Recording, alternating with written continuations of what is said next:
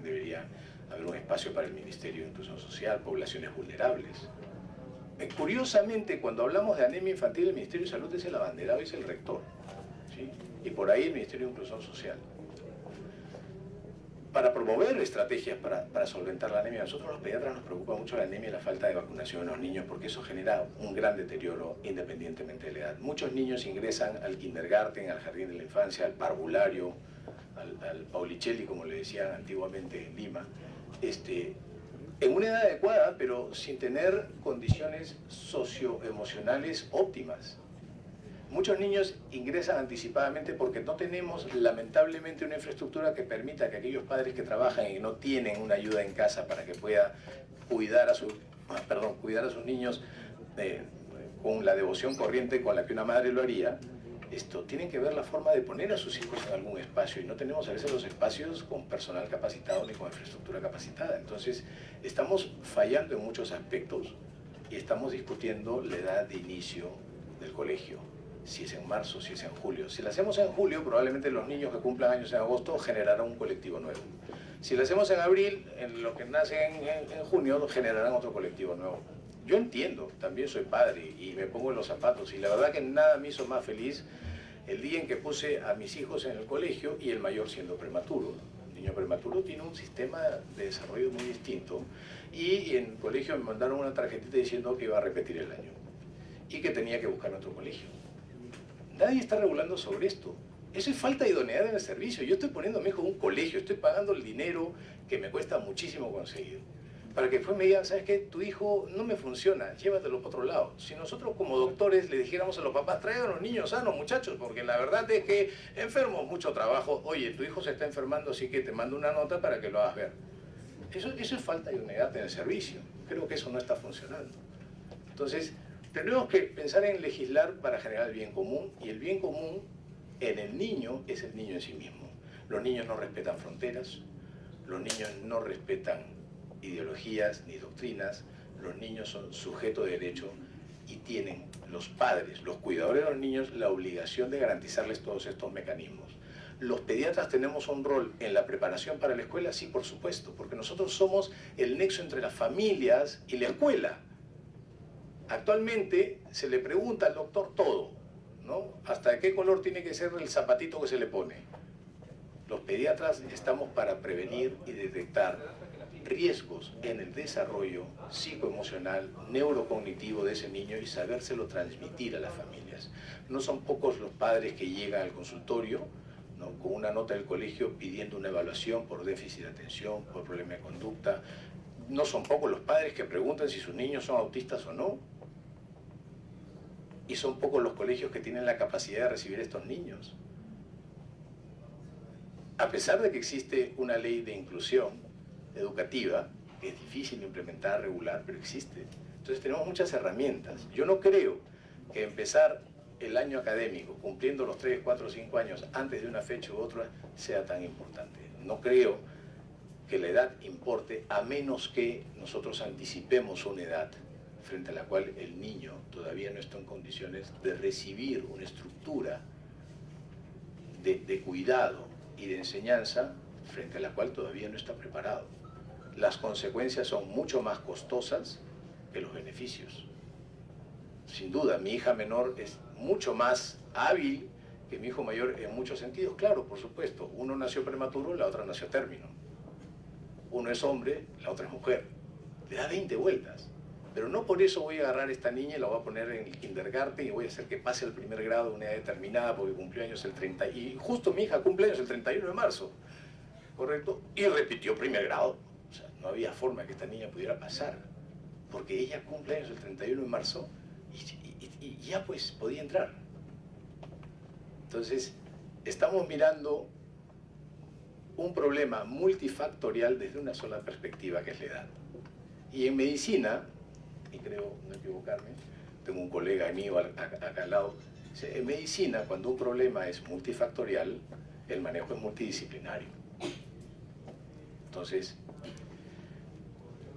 debemos nosotros estar pensando en promover espacios saludables, lúdicos, afectivos, y miren, El vínculo afectivo es tan gravitante sobre la maduración cerebral que Winnicott no hubiera hecho esto si no hubiera existido, por ejemplo, Emmy Pickler.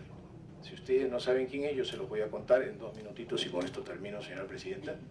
Emmy Pickler era una pediatra que nació en Hungría a comienzos del siglo XX, cuando todavía era el imperio austrohúngaro, por eso es que estudia medicina en Alemania, en Austria, y regresa a Hungría a trabajar a un orfanato que quedaba en una calle que se llama Lóczy. Esta mujer, brillante por supuesto, como toda mujer, se dio cuenta de que esos niños que estaban en ese orfanato, todavía no había comunismo en Hungría, alguna vez tendrían que salir a la calle a ser personas de bien. Y se dio cuenta que lo primero que necesitaban eran mamás. Y ella empezó a ser una mamá lo suficientemente buena, algo que Winnicott después dijo eso. Y tanto fue el impacto y el retorno a esa inversión psicoafectiva en la preparación de estos niños de este orfanato, que hasta el día de hoy, si bien es cierto, ya no hay comunismo en Hungría, afortunadamente para los húngaros, ya no hay un orfanato en la calle Lóczy, desafortunadamente para los huérfanos, pero la escuela Lóczy se ha constituido como un lugar en donde muchas personas que trabajan con niños, desde educadores, cuidadores, psicólogos, pedagogos, pediatras, van a aprender a ser mamás lo suficientemente buenas. Porque estos niños tendrán que salir y ser personas de bien. Si nosotros no nos preparamos y no preparamos a nuestros hijos para hacer del conocimiento sabiduría, como decía Cicerón, pues de nada nos sirve estar sentados esta mañana acá conversando acerca de estos temas. Tenemos una ley y las leyes se han hecho para generar el bien común. Hay excepciones a la ley, por supuesto, pero las excepciones no deberían generar leyes. Se deben individualizar, y ese concepto de flexibilización, que es patrimonio de la escuela, debería subyacer para aquellos casos o aquellos testimonios que no constituyen una evidencia, ¿no?, sean individualizados y manejados con la discrecionalidad que la ley otorga y permite. Pero en estricto senso no debería quedar un solo niño de nuestro país excluido de una educación, pero de calidad.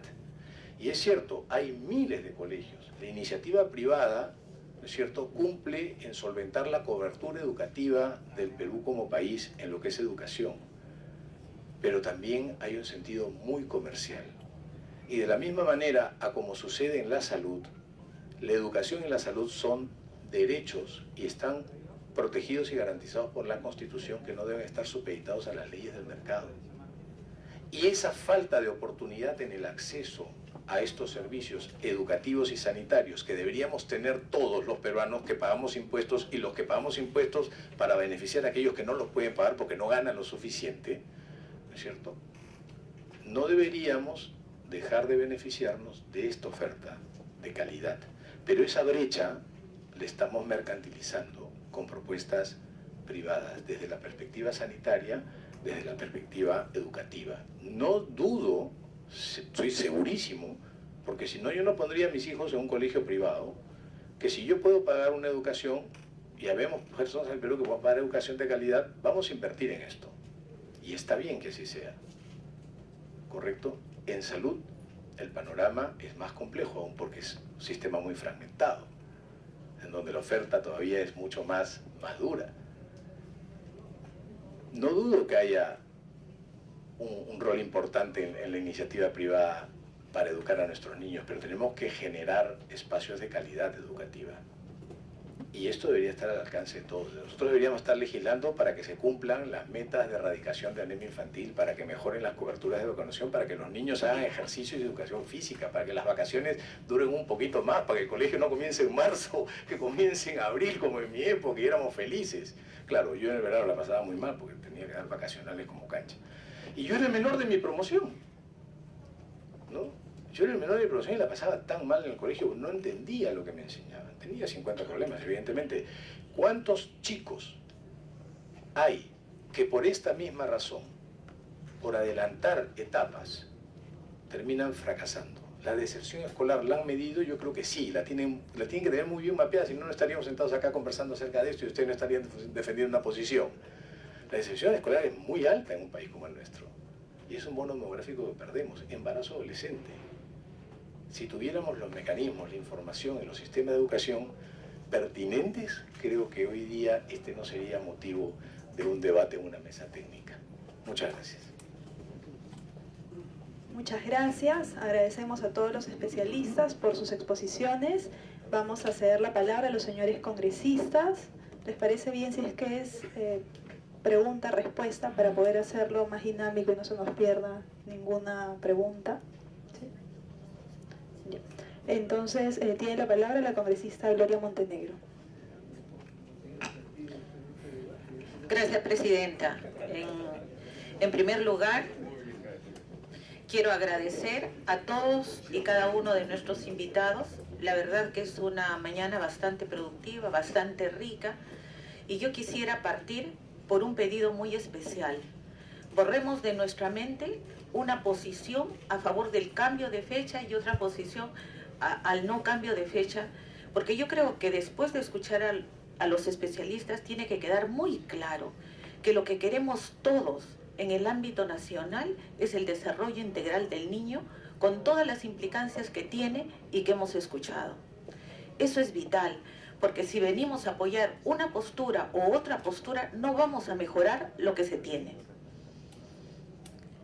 Una cosa que sí es un pedido muy especial, porque estamos en la Comisión de Educación y de verdad ahí debemos generar ejemplo y debemos de tomar conciencia, es cómo regularizamos la situación de estos niños libres. ¿Cómo la regularizamos? Sin pelear, porque nosotros en nuestros despachos todas las semanas recibimos estos grupos de personas y no tenemos la llave para decirles vayan y matricúlense. No puede ser, bajo ningún punto de vista, tener al Ministerio de Educación en juicio contra padres de familia o padres de familia que tienen en el corazón un sentimiento de no atención y que vienen día a día con esa angustia. Entonces, la primera pregunta tiene que ser ¿cómo solucionamos estos 2.700 casos de los cuales hablaron uno de los expositores para ver cómo cerramos esos juicios en favor del niño? Pero no cómo seguimos en juicios gastando la plata del Estado y perjudicando más a esas familias y mucho más a los niños cuando nuestro objetivo central es el niño, su desarrollo físico, emocional, cognitivo y todo lo que hemos hablado acá se rompe cuando decimos que estamos en juicio Ministerio de Educación con padres de familia. Otro punto que me parece fundamental y que lo acaba de tocar el pediatra de manera muy interesante. Estamos hablando de un cambio de fecha en la matrícula como si eso determinaría el desarrollo integral del niño. Acabo de estar en el Colegio Santo Toribio de Mogrovejo, Florencia de Mora, Trujillo. 150 niños con profesoras altamente especializadas que no llegan a cubrir el sustento de esos niños y que buscan en la cooperación técnica el alimento y su material educativo. Pero como los apoya la Iglesia, han pasado a ser colegios religiosos, o sea, ya no los apoya el Ministerio de Educación.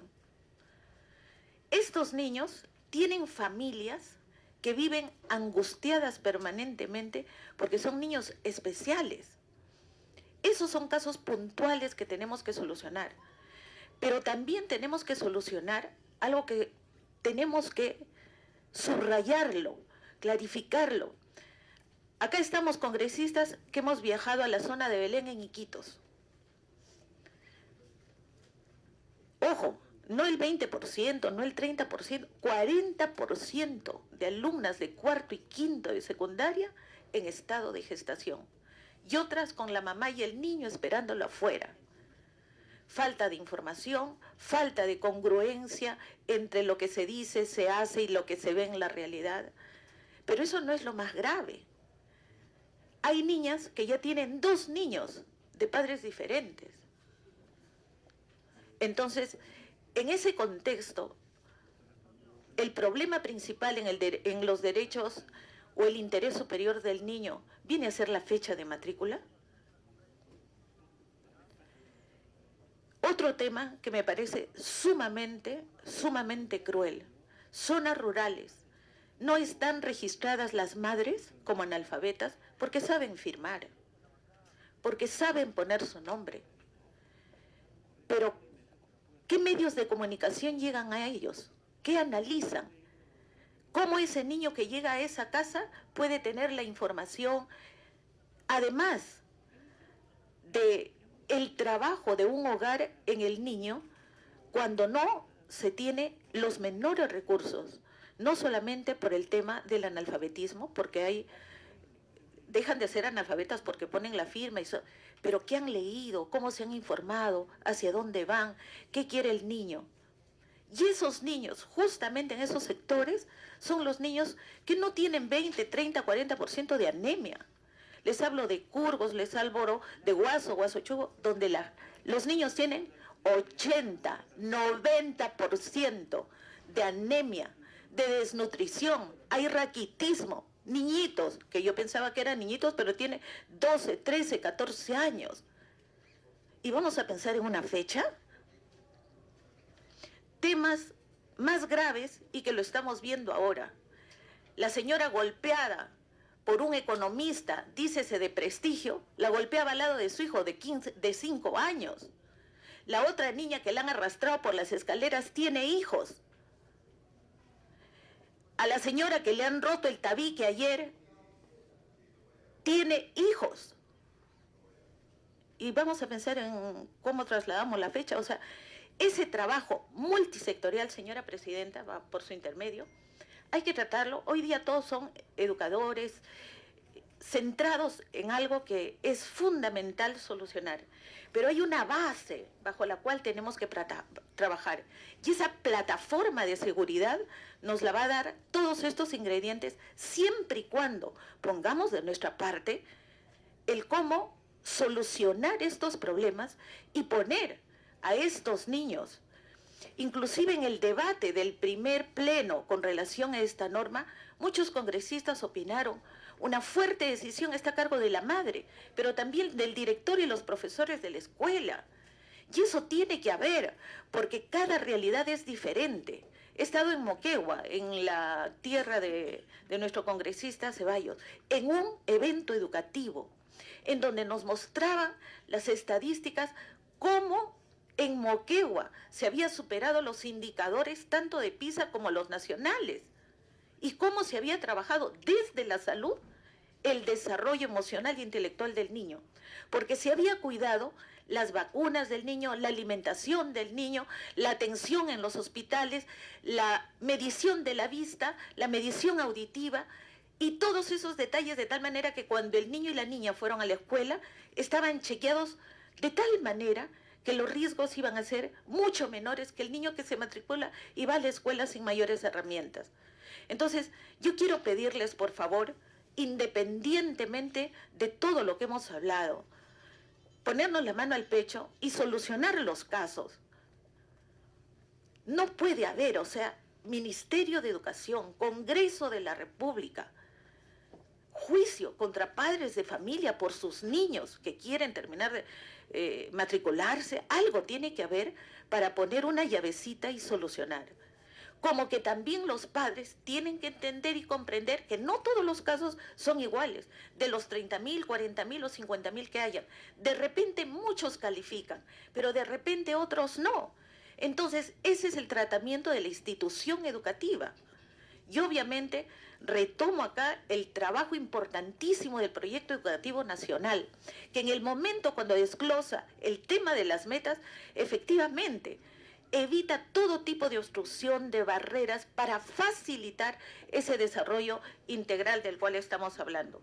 La verdad que el interés superior del niño debe pasar no solamente a ser un colador, sino un trabajo multisectorial. Y yo le pido, señora presidenta, que estén presentes el Ministerio de Salud, el Ministerio de Inclusión Social, el Ministerio de la Mujer, pero también el Ministerio de Agricultura, pequeña y mediana agricultura es toda nuestra zona rural y nuestra zona de la selva. Y una cosa es el padre que no tiene trabajo y otra cosa es un padre que sí tiene trabajo, que tiene apoyo del Estado, que tiene sus cultivos, que tiene sus cosechas, que tiene sus ingresos. Todo eso es pensando en cómo va a vivir ese niño. ¿Va a comer? ¿No va a comer? ¿Qué va a comer? ¿Cómo se va a alimentar? ¿Cómo lo vamos a estimular para ese desarrollo integral del que hablamos? Yo felicito todas las exposiciones de esta mañana y solamente pido, por favor, conciliar criterios para evitar estos juicios y para hacer del sistema educativo realmente inclusivo.